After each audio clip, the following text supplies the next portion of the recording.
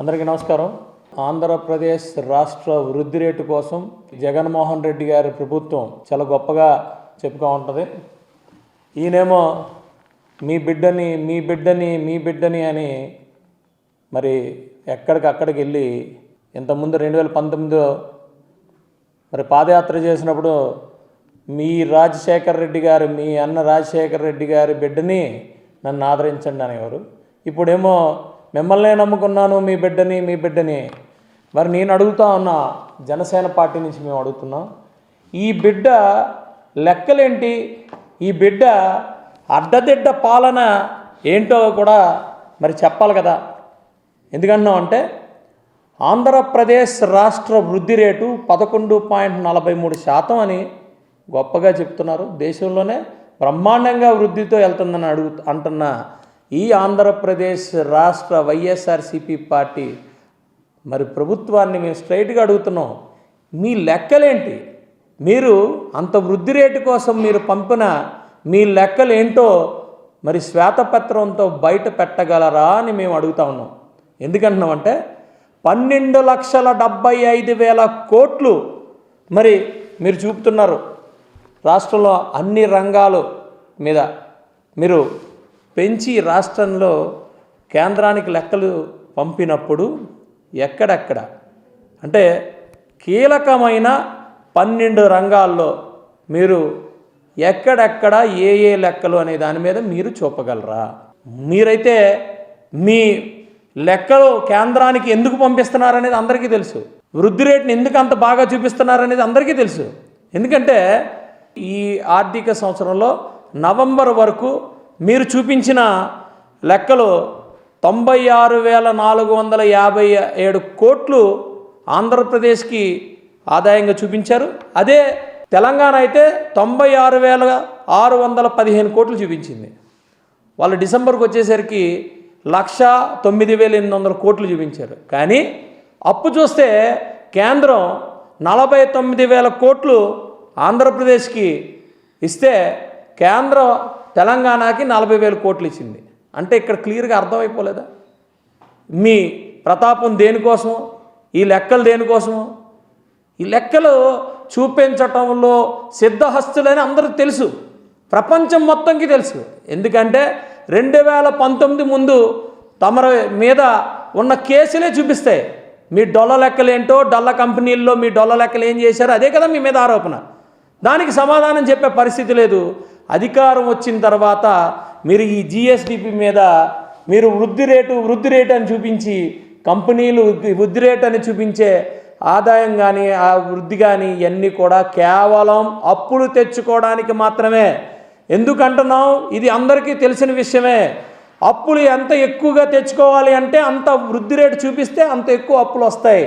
దాని మీద చూపించి ఈరోజు మేము చాలా వృద్ధి ఆంధ్రప్రదేశ్ చాలా వృద్ధి చెందింది అని అంటే హాస్యాస్పదంగా ఉంటాయి. అందుకే అంటున్నా, బాబు మీ బిడ్డని అని ఈ అడ్డదిడ్డమైన మరి మీ లెక్కలు ఎవరిని మోసం చేయడానికి ఇప్పటికే అందరికీ తెలిసి మీ బిడ్డని అంటున్నాడు, మా బిడ్డల భవిష్యత్తు పోగొడుతున్నాడని ఆంధ్రప్రదేశ్ రాష్ట్రంలో ఉన్న ప్రజలందరూ నమ్ముతున్నారు. ఈ లెక్కలు మరి మళ్ళా లెక్కలు చూపించి మళ్ళా ఆఖరికి రేపు అనే రోజు మరి ఏదైనా ఒక డిక్షనరీ పట్టుకుంటే ఆంధ్రప్రదేశ్లో కానీ భారతదేశంలో కానీ దొంగ లెక్కల బదులు తీసేసి జగన్ లెక్కలను రాసేస్తున్నారు అందరూ. దొంగ లెక్కల బదులు ఆప్షను జగన్ లెక్కలు అంటే చాలు. అలా వచ్చేసి పరిస్థితుల్లో ఈ లెక్కలు అవసరమా మీకు? మేము చాలా క్లారిటీ అడుగుతున్నాం. అప్పులు చేసి సంక్షేమ పాలన అంటున్నారు. సంక్షేమ పాలన ఒక బటన్ నొక్కేసి నేను సంక్షేమం ఇచ్చేస్తున్నాను అంటున్నారు. మేము అడుగుతున్నాం, మీ బటన్ నొక్కేసి ఇచ్చేసే సంక్షేమం ఎక్కడికి వెళ్తుందని అడుగుతున్నాం. ఎందుకంటే మేము గ్రామాన తిరుగుతున్నాం.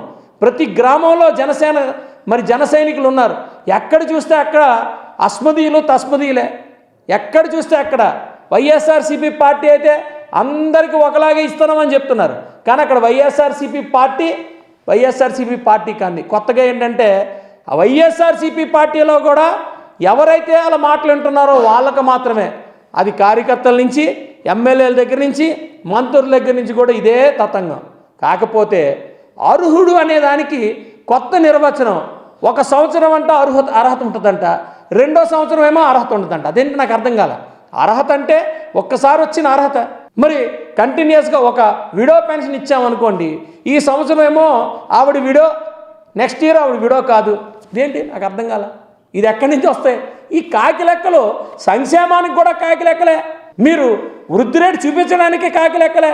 సారీ జగన్ లెక్కలు, జగన్ లెక్కలే. ఈ జగన్ లెక్కలో ఈ జగన్ మాయలు, ఈ మాయలన్నింటికి మేము ఇప్పుడు మళ్ళా మీరేమో కొత్తగా ఏదేదో మాట్లాడుతున్నారు. ఈ దత్తపుత్రుడు అయిపోయినట్టుంది.